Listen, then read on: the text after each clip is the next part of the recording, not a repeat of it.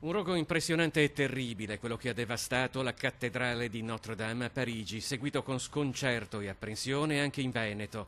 A Venezia, dove nel corso dei secoli diversi monumenti sono stati distrutti dalle fiamme, oltre ad esprimere solidarietà verso la Francia, ci si interroga sui sistemi di prevenzione e contrasto degli incendi negli edifici storici della città.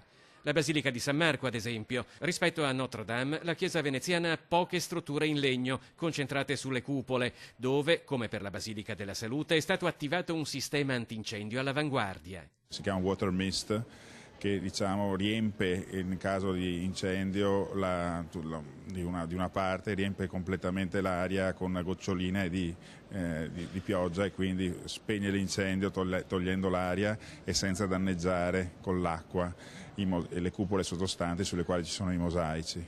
Ci sono oltre 400 sensori che vengono continuamente controllati. A San Marco sono inoltre previste esercitazioni con le squadre dei vigili del fuoco e i volontari. Venezia, oltretutto, è coperta da un'ampia rete esterna di idranti a colonna. Sulla Basilica c'è ora anche un impianto di parafulmine e un'attenzione particolare in caso di cantieri aperti per lavori di restauro. Noi cerchiamo di stare molto attenti, mettiamo degli impianti provvisori anche quando abbiamo delle strutture provvisorie. Quello che è successo non solo alla Fenice ma anche alla chiesa di San Geremia sono tutte cose che sono venute dall'esterno della struttura, come pare anche a Notre Dame. Quindi direi che la parte che bisogna migliorare in generale su queste cose, comunque bisogna stare molto attenti e quando si mettono su queste strutture provvisorie